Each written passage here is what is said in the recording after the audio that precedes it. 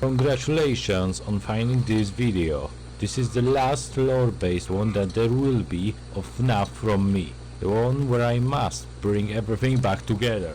Information from every single one that came before and hopefully end this for good. I hope you are ready for what it is to come, as this is the final look at FNaF.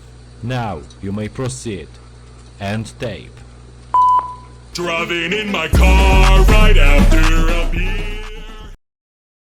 Freddy Fazbear Pizzeria Simulator is Scott's last click team based game, excluding this one, but it's really unimportant. It's more like custom night in sister location, a DLC, and so it doesn't really warrant a video of its own, so it will be included in this one at the end of it. Anyway, where were we? FFPS is the last Five Nights at Freddy's game of the click team era, and with that obviously should come answers for all the mysteries set in previous game, and the story of those should be at last explainable. So let us begin with the story told in FFPS. We play as a new Freddy Fazbear franchisee who was given our own pizza place, absolute freedom over how our business goes. We can choose to buy any animatronics, decor our pizzeria and set up different attractions inside of it. See? He loves it! But it could not be that simple, as we are still requested to do few things that are not so fun as breaking somebody's neck. As you see, after each setup phase, we have to do some required side work for the pizzeria down in the basement, while our guests have fun upstairs. You know, like calling maintenance jobs, ordering pizza toppings, printing flyers, and keeping its being that pose threat to our customers at bay. As indeed, this place has been attracting monsters who prey on weak and small, akin to Minecraft YouTubers, or Undertale ones, but in more humane way, as they only kill childrens. And they show up at the end of each day, and because of that we are requested to complete a quick maintenance checklist before bringing them into our pizzeria basement, as the condition under the paragraph 4 of our contract obligates us to do. This continued until the Saturday. We manage our grand pizzeria as 4 visitors enter our premises, and then the temperature went higher and quickly everything set itself into flames, and the fire took the pizzeria, all the monsters who were brought in there, us, the employee who wanted to die alongside other William Afton victims, most likely Michael, who was supposed to be still looking for his father. All according to the plan of our own employer, the owner of the company and the father of William's Afton victim. And when the smoke cleared, nothing was left, all faded away, forgotten at last, alongside our mysterious boss and Fazbear Entertainment itself. Well, so that came out of nowhere. You see, this game has introduced a character named Henry. This person was a guy responsible for the whole Fazbear brand and was personal friend to Afton, who used to work with him. And now, years later, he was made aware of some not specified depravity that Willie had committed once again. But not the killings or initial possessment. No, he did something different. He brought them again into one place and used them for something. As we were told of it in Secret Ending, a blueprint for Scoop has been shown to us. A machine used to store and then inject remnant, some kind of substance that moves unless it's heated, in which it is neutralized. If you still remember the old days of FNaF 1, then the concept of living metal is most likely still somewhere deep inside of your mind. Remnant was most likely that living metal. The thing that bound soul to an object or body, just as it did to Michael, who kept on living after being scooped by Scoop of his insides. Now the fair question would be to ask from where did he get all that remnant, and that leads us back to the first 2 games where night guards were found to tamper with animatronics, most likely taking fragments of remnant from those robots. And what happened to toy animatronics after the end of the FNaF 2? They were scrapped and most likely taken by William Afton, leaving only shells that we saw in FNaF 3. This metal would then be used to power his own robots, but the souls of his victims still remained there even through the events of the FNaF sister location, and this is what Molten Freddy is. Bunch of wires and metal fueled by victims from the reopened Freddy Fazbear Pizza, after they broke from Baby's Entertainment and Rental. But that was not all of the ramen that ever was. Even after using all of the toys animatronics, there was still more of it in Old Pizzeria, where 4 more animatronics stay dormant. And that is what William did in FNaF 3 Minigames. He destroyed the 4 animatronics, taking the soul-sucking metal from them and crawled into Spring Bonnie suit, with full knowledge that he will not die as long as he carries that metal with him. And even then, Afton was not the only one who was around that place that night, and for many years later, one being still followed Springtrap and the victims he kept with himself, the self-made protector and Henry's daughter, who was later catched by Lefty and transported into our pizzeria. Oh, and also William's daughter was there. She kinda got absorbed by Remnant in FNaF SL and later split from Afton victim after she saw Matt regain consciousness. She is not important like at all. Okay, we are done both the endings and the characters, now to the actions that lead to this. First, we have 3 minigames that go back to the old days and 3 decryptive stories that are analogical to events in later stages of the franchise. And those minigames, I believe, all happen in one night, the day in which many has lost their lives. First being the fruit maze, which depicts as William lures his first victim into the safe room. Why was this girl the first one and not the puppet? So there was like a line in Ultimate Custom Night. I was the first. I have seen everything. Trust me. Now the puppet one. Henry's daughter died just as we already knew from the second game, and shortly afterwards she was hugged by a puppet, and because of that, Marionette was possessed by accident. And finally the one that is problematic. The damn Midnight Motorist. The only minigame that tells us about events that were not mentioned in previous games. That takes us to places unknown to us. This game happened later the same night of debauchery from the point of view of the murderer, who is now speeding in his purple Cadillac as he was heading home. First through the highway, then through the forest. And on his way, we met 2 special locations that will matter later. First being deep in forest behind an unmarked trail, a clearing in which stood a single mound.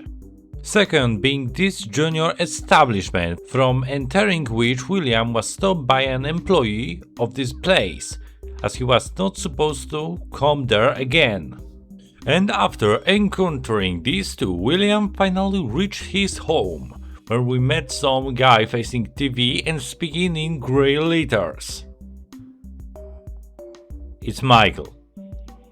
Anyway, he asked William to leave somebody in peace as that person had a rough day.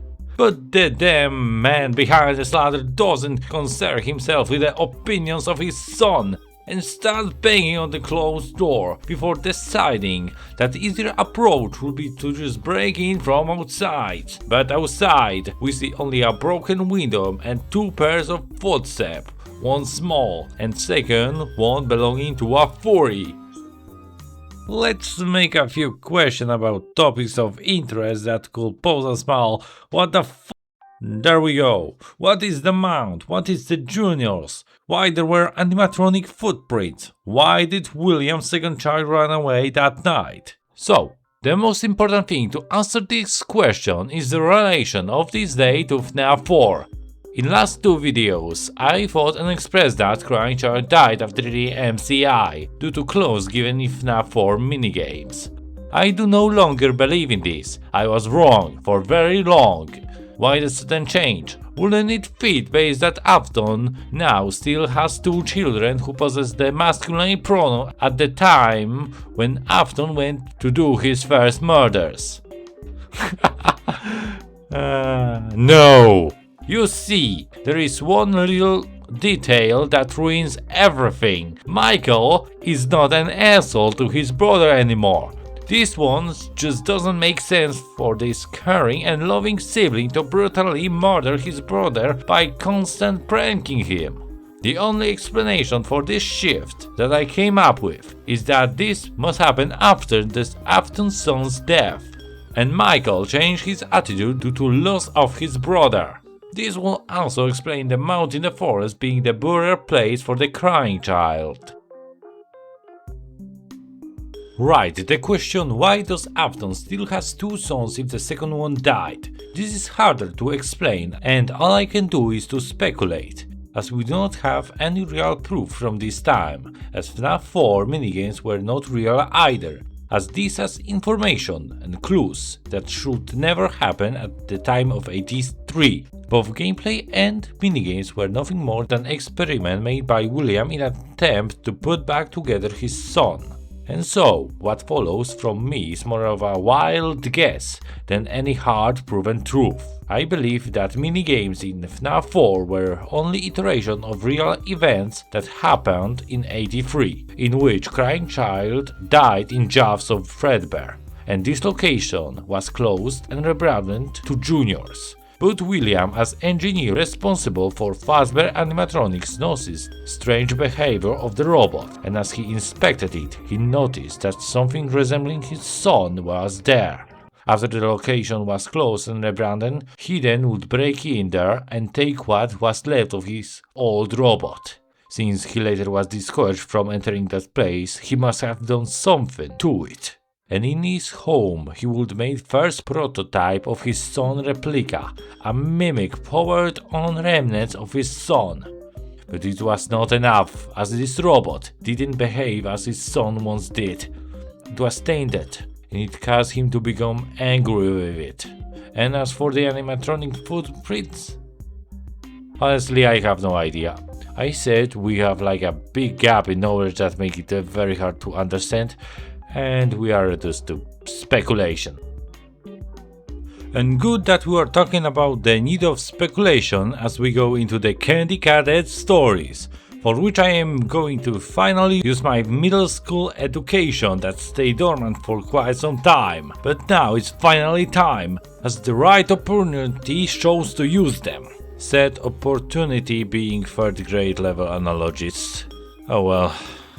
Starting with the story of 5 kittens, not the Discord ones, and there are 3 personas in it, the boy, the snake and the kittens. Boy was taking care of something unstable and dangerous, the snake, but had no motivation to stop that being and prevent it from killing 5 kittens. Later, that boy, upon feeling great regret, had brought that snake and released the kittens from inside of it. In my opinion, this was an analogy to relationship between Henry and William. Henry was employer to Afton, and while Afton was spiraling after the death of his child, he had done nothing to stop it. And many years later, Henry did brought Afton to the FFPS pizzeria and released his victims from him with fire. Second one, 5 Orphans story. It's similar to the last one, but with few crucial differences. The first being that the man had applied in the story defensive measurements against the Bulgar, but alas, they didn't work. The thief came there anyway and murdered 5 children. Later the bodies were stitched together and buried, just so that somebody would knock on the man's door the same night. This is most likely just recap of FNaF 2. Freddy Entertainment tried to make a defensive against William, their new face recognition systems and all. But this didn't work and Afton found his way anyway, and he murdered 5 children once again. Later, animatronics who contained children's bodies and remnants were scrapped and left to rot, just for somebody working for Afton Robotics to walk there. knocking with intention to buy those robotic remains, taking the responsibility for Fazbear Entertainment and collecting remnants for Afton. The last one is the story of 5 keys. In this one there was a woman who in her desperate attempt to save all children has doomed all 5 by fusing something together, and this I believe will be the closest to FNaF 3 minigames. We knew that Puppet was somewhere around to the very end of the story. We saw her in location of FNaF 1 in FNaF 2 cutscenes, as well as we saw her stalking William Afton in FNaF 3, yet she led William to dismantle the other 5 and revive himself by using Remnant.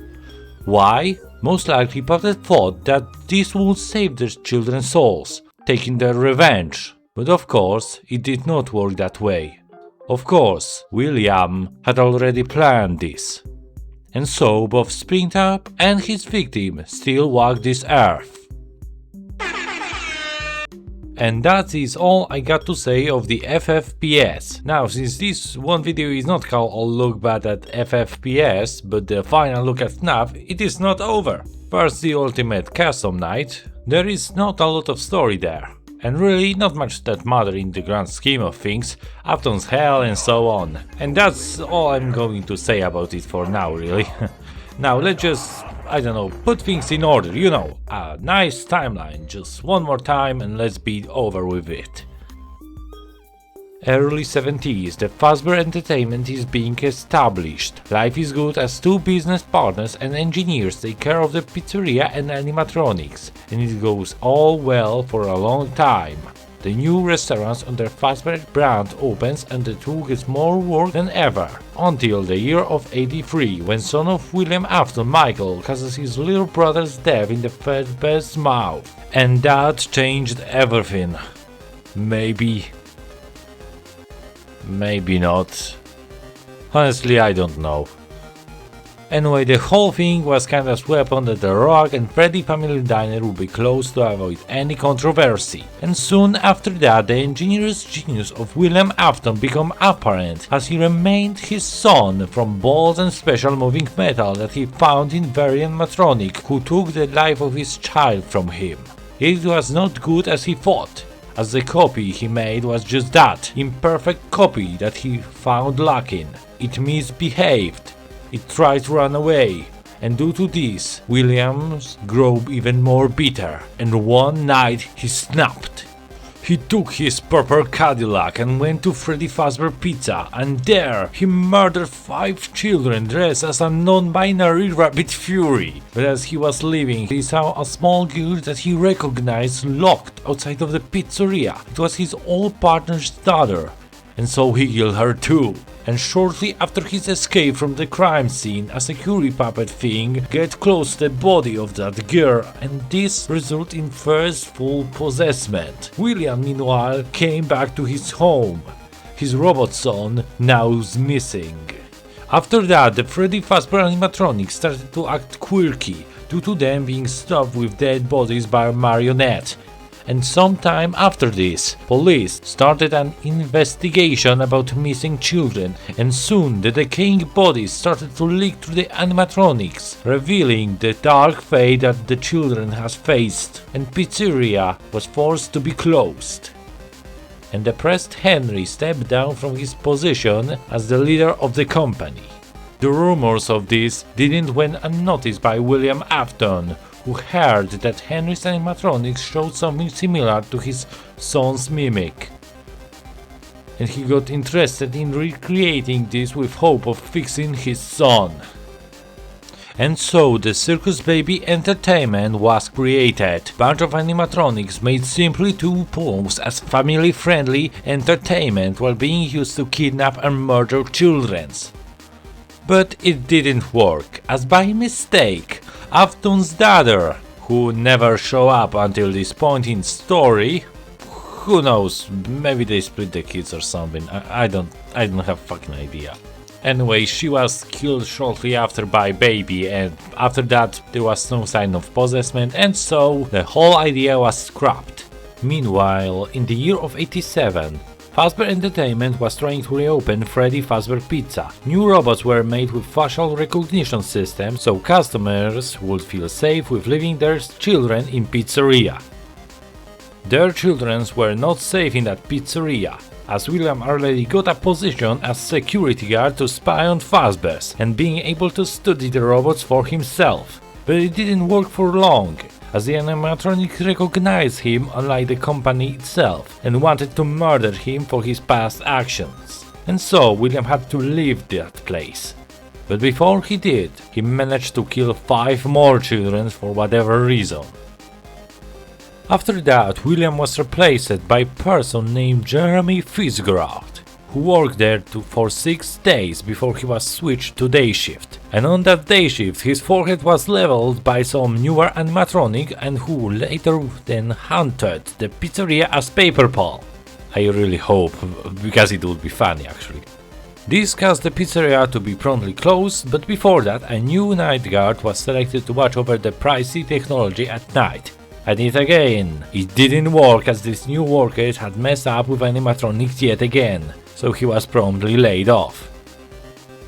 That poor faulty employee was Michael Afton, tasked to search the animatronics looking for remnant, and he did found it. The same substance that held his younger brother consciousness, and so Afton Robotics continued their expansion. Additional rooms were made for testing the prototype son's memories and his existence after death. A special machine named Scoop, meant to inject remnant into any machine. To fuel it, Afton came knocking on Fazbear Entertainment's door and asked them to buy defective trash that caused them so many problems. And financially struggling company, of course, agreed. Afton was allowed to start his experiments, working on how to put back together his son once and for all. Few years later, tests turned up to nothing, even after brought more remnant that Mike collected as he worked again at unopened Freddy Fazbear Pizza, where animatronics were possessed by MCI victims were still lingering and waiting for their revenge. And as William's frustration of his failings grew, Michael's did too. He was tired of being sent again and again into mass and class of raging robots by his father, just so he would commit atrocities across pizzerias. So he put an ultimatum to his father, and in response, he was sent once again to some goddamn pizzeria with intent to again mess with remnant of his father's victims, with instruction on how he was to put something back together, while the man behind the slaughter would go to Freddy Fazbear to get rest of the remnant. And repeat after me. Everything goes wrong! Michael put his sister together, who supposedly was faking this whole time being unaware. Michael got emptied of his vital organs and then used as skin suits so William victims and his sister can escape, while his father gets similar treatment after he took the remnant of the missing children and both become living corpses. And for 20 years after that, nothing really has happened. Spinker was trapped in the safe room, Michael looked for his father, Henry was depressed. Oh, and after that was cancelled by William victim as she kinda split from them. Then finally something happened as Father Fright was announced to be open soon, and thanks to this another security guard was needed, and Michael checked in as always when it comes to risking his life in an entertainment centered around Furies. And in second week of his work there, they found his gone for milk father and brought him in. And so Michael set the place on fire, but something went wrong once again, because it always fucking must go wrong, and Springtrap survived the fire. Then Henry, who was still depressed after 30 years, suddenly woke up and reminded himself that he fucked up heavily, and so, to fix that, he set up a plan not to only end himself, but also everything that he failed in his life. The things that I already described some quite time ago. You know, everyone ended in fire, then Fazbear Entertainment was officially closed, everyone is put to rest, except William, who is now burning in hell, tormented by some random victim of his. The end. Now, there are a few plot points that goes nowhere. You know, like what actually happened to William's younger son? Was he integrated with toy animatronic souls? Or what were those footprints? I don't have any clue for those. Knowing the direction of how new FNaF games are written, Vanessa or Edwin made some time machine or to kidnap Crying Child, then upgrade him into Gregory or something, and those 3 fingered footprints belong to Glamrock Freddy, most likely. To be honest, when I look at all of this, I cannot say that FNaF started to go downhill just after FFPS. Like, as I want to blame only one studio for this, I cannot really do that. It was more of bleeding over long periods of time kind of situation, accumulation of bad writing, and it really started with FNaF 4 to me, with that Crying Child problem, then FNaF SL doubled on it, but instead of giving full explanation of it, there was just, you know, a new character who doesn't really do anything in the lore. Why do we exist, baby? Please tell me why. Like, she feels like standing for Crying Child, some replacement that just complicates things further, to be honest. And then FFPS, while ending many things and giving us clear view on the past, it also brought Midnight Motorist, which fucked things once more. And UNC is fine, like, I am way too unskilled and I have no time to play this shit, but it seems fun and like a great game, to be honest. I love the Mr. Hypophilia. But that's it. I am not really interested in 50 Shades of FNaF books or